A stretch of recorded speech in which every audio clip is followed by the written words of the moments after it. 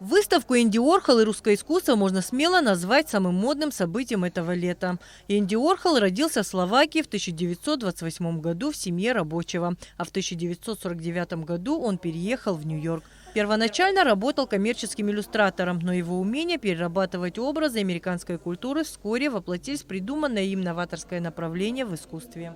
По традиции 50-х годов 20 века многие художники делали книжки лимитированные, которые они посылали либо кураторам, либо владельцам галерей, либо редакторам главных журналов, чтобы привлечь к себе внимание. И вот здесь вот две таких книги представлены, они не полные. Это 25 котов по имени Сэм и одна голубая кошечка.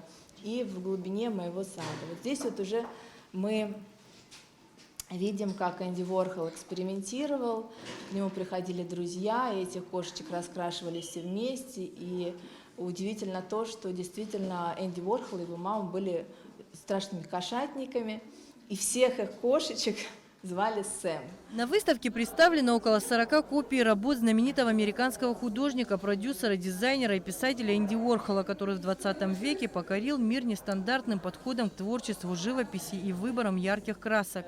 Банки супов в количестве 32 штуки были распределены параллельно всей комнате, так, как будто это банки лежат на полке в магазине. Люди начали спорить, является ли это произведением искусства или нет, и до сих пор многие спорят.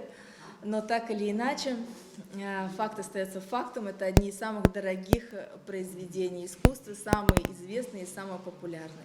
И вот когда Энди Уорхола спрашивали, почему же он обратился вот к такому низменному, казалось бы, предмету, на что он ответил, что я каждый день на протяжении 20 лет брал этот суп, и вот таким вот простым образом я как бы показал аллегорию на жизнь типичного американца.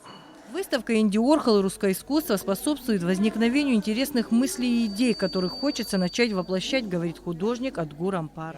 Я благодарен организаторам этой выставки, потому что Абхазия впервые знакомится с произведениями такого масштабного художника, как Энди Уорхола, плюс еще и неких последователей, да, из русскоязычных художников.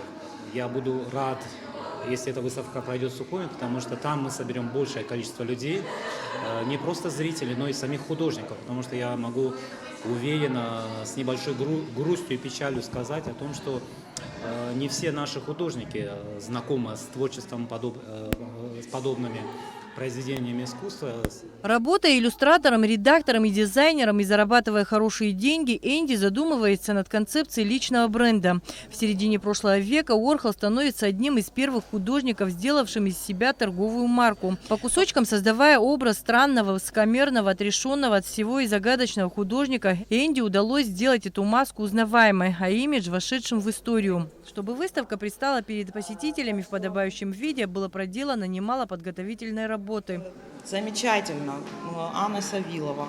Замечательная идея, замечательное выполнение. Мы знаем это пространство, это помещение, мы здесь бывали не раз, но то, как его сейчас решили, его разделили, его превратили в настоящее современное выставочное пространство. И то, чем его наполнили, вот сегодня здесь прозвучал вопрос, почему Энди Уорхол, а почему не Энди Уорхол? Начать знакомить Абхазию с современным искусством, с авангардным, может быть, в чем-то.